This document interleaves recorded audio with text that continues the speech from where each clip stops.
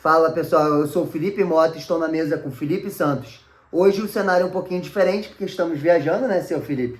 Então, agora é a hora de escutar a 12ª rodada e o que aconteceu no Campeonato Brasileiro. Vamos para lá, vamos pro programa, Felipe? Vamos só avisar que hoje é dia 20 de abril, a gente tem semana de feriados no Rio de Janeiro, tem feriado dia 21 e feriado dia 23. Então a gente aproveitou para subir um pouquinho a serra. Então, vamos ter a oportunidade de fazer aqui nesse outro cenário, mas sexta-feira tudo volta ao normal. Isso. É um jogo, né, que a gente sempre fala dos gols, do número de gols. Essa rodada voltou a ter muitos gols, 29 gols na rodada, né, um número grande, né, para um campeonato. E tem Copa no meio, Copa do Brasil essa semana. Mas eu acho que isso até pode influenciar, porque na verdade a Copa anterior era a Copa Libertadores, a próxima Copa é a Copa do Brasil. Isso. Você tem times como Palmeiras, pega um time muito fraco, Fluminense pega time fraco. Sim. São times que estão envolvidos com a Copa Libertadores, mas pegam times fracos. O que eu acho grande barato dessa rodada de agora, por exemplo, é que dos 10 jogos a gente só teve um empate. Um empate. Foi um empate 0x0 modorrento do Corinthians. Sim. Joguinho ruim, Corinthians e Vitória, Muito meu Deus ruim. do céu. Fraquíssimo. Não sei se o Vitória está guardando forças pro jogo do meio de semana que é contra o Flamengo, na Copa do Brasil. Talvez, né? Mas foi um jogo ruim. Tirando esse jogo, todo mundo fez gol, todos os jogos tiveram gols. Sim. Vou ressaltar também o jogo do Palmeiras 1x0 com o Furacão, também foi sofrido. Sim. Mas é o Palmeiras, sofrido ou não sofrido, o Palmeiras continua ganhando. Sempre. Continua Cara, liderando. bizarro. A gente tem algumas coisas assim. E eu acho que outra coisa que a gente vale destacar é que foi uma rodada para os cariocas, né? Para os cariocas, os caras Todos os cariocas venceram. Sim, exato. Por mais que a gente considere aí que o Vasco e o Flamengo jogaram dentro de casa, o Fluminense e o Botafogo jogaram fora e também venceram. Eu só queria Vou falar... ser chato, como a gente normalmente sou chato. Pode falar do campo Botafogo de plástico, jogou né? aonde? Campo de plástico. Tá bom. Campo de plástico, eles não sentem diferença. Então, campo de plástico, o melhor sobressai. Então, manda um abraço pro seu Targa, né? Que o seu Targa gosta de... Tá, gosta muito quando eu falo isso, mas o Botafogo jogou contra a Chapecoense no campo de plástico, e no campo de plástico, tudo bem. Campo de plástico, eles se dão bem e vence o melhor. Eu só queria falar um negócio dos times cariocas. O Vasco e o Fluminense, os dois viraram os seus jogos e contra paulistas. Sim, e são jogos difíceis, não jogos foram bem difíceis. Foram jogos fáceis. Muito não. difíceis. Acho que vale muito pela superação. O Vasco é um time que tem virado muitos jogos, tem lutado até O o Renato final. Gaúcho, que é muito bom, né? Com o Renato Gaúcho tem feito algumas coisas.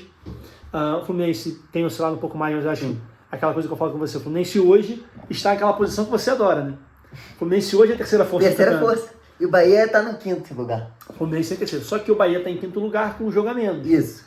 O Bahia, se ganhar um jogo a menos dele, ele pode passar todo mundo. Não sei se chega a passar o Fluminense, Acho mas que ele não. passa o São Paulo com certeza, que é o 4º lugar. O Fluminense tem 22 pontos igual o Flamengo. Não, tem 23 pontos. 23 pontos igual o Flamengo. O Bahia tem 20. O Bahia Isso. ganhando vai 23. A única diferença é que o Flamengo tem 23, mas o Flamengo tem um jogo a menos. Um jogo... E é contra o Mirassol. Contra o Mirassol, que é o nosso querido lanterninha do campeonato. Não, na verdade não é mais. Não é mais. Porque o Mirassol ganhou do Inter no Beira-Rio de 2-1. Resultado que me surpreendeu bastante, né, Felipe? Uhum. Porque a gente não esperava, com o Mirassol muito mal. O Inter sempre, como a gente sempre falou em todos os programas, o Inter a gente não consegue ver uma melhora. Sempre tem aquele meio termo, né? Joga bem, joga mal. E eu queria destacar, você falou do empate, que eu queria destacar de novo. O Corinthians tem empatado direto por 0x0. Sim. É um time que vai mudar muita coisa, né? A gente não pode esquecer que é um time treinado pelo Dorival e sendo treinado pelo Fernando Diniz. Exato. Vai demorar um pouco. Vai. Talvez a gente venha ver o Corinthians do Diniz, talvez depois da Copa do Mundo. Sim. Até lá a gente está na 12ª rodada e tem mais 6 rodadas antes da parada da Copa. Hoje é dia 20 de abril. Isso. No dia 20 de maio a gente já sabe já quem foi convocado, quem não foi, a convocação Verdade, dia tem isso 18. também. Vai ter A última vários. rodada no dia 23, a gente tem muita coisa acontecendo aí antes disso de fato terminar. Sim. Mas eu acho que o Corinthians vai ter mais cara do Diniz pós-Copa do Mundo. Eu também um pouco concordo mais com você. treinado, um pouco mais organizado. Assim, Eu só queria falar um negócio do Corinthians. O Corinthians tá na zona. E Fernando Diniz, quando tá na zona, é um parque de diversão, né? Já que a gente está falando de técnico, eu queria muito falar uma coisa que eu acho muito curioso. Pode falar. O Flamengo jogou contra o Bahia, que talvez tenha sido o principal jogo da rodada. Sim, muito bom jogo. Foi um bom jogo, um jogo de bola rolando, um jogo jogado. Não teve depois eu te acrescento um simulação, não negócio. teve falta, foi um jogo jogado. Sim. E o Rogério Ceni talvez seja meu ídolo máximo do técnico de futebol. Porque ele tem 18 jogos contra o Flamengo. Muito bizarro isso. E ele tem 17 derrotas. E uma vitória. Isso é sensacional. E uma vitória com o jogador expulso, que foi o Danilo, que deu um pontapé no atacante Isso, lá. que foi lá na Bahia e tal. Isso. Mas tirando isso, o Rogério tem 18 jogos contra o Flamengo e pouco. 17 derrotas. Ele é ídolo máximo. O Rogério Eu queria dizer mais uma coisa que o Canedo falou com o Thiago Leifert, hoje eu te falei. O Flamengo é o time que mais, quando joga, tem mais bola rolando. Isso é muito bom pro O Flamengo campeonato. quer jogar, né? Outra coisa quer jogar do futebol. Flamengo importante, somente não deixar passar batido. O Arrascaeta jogou com a camisa 14, Sim, que é a camisa que ele ao Oscar. jogava até recentemente, em homenagem ao grande Oscar Schmidt, que jogou com a 14 no Flamengo. Sim. E é estranho, o futebol tem umas coisas que são muito estranhas. Muito. Tava homenageando um cara que todo mundo sabia que o Oscar faleceu. O Arrascaeta tirou a camisa, botou a camisa no chão do gramado do Maracanã, pegou a bola e fez um arremesso como se fosse basquete em homenagem ao cara.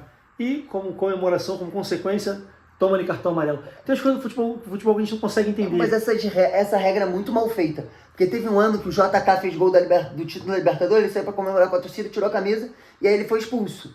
E tipo, isso é o grande lance do futebol antigo, que as pessoas se divertiam com o cara comemorando. Agora o cara não pode comemorar. Eu acho, assim como o JK, assim como a Arrascaeta, todo mundo sabia o que ele estava fazendo, não estava ofendendo ninguém, fazendo uma homenagem. Nenhuma talvez ofensa. é um ídolo máximo do esporte brasileiro no Brasil. É um ídolo máximo do basquete, com toda certeza, Sim, mas ele vai estar numa categoria de outras pessoas que lá estão, assim como a gente viu algumas coisas na internet, assim, como Pelé, como Ayrton.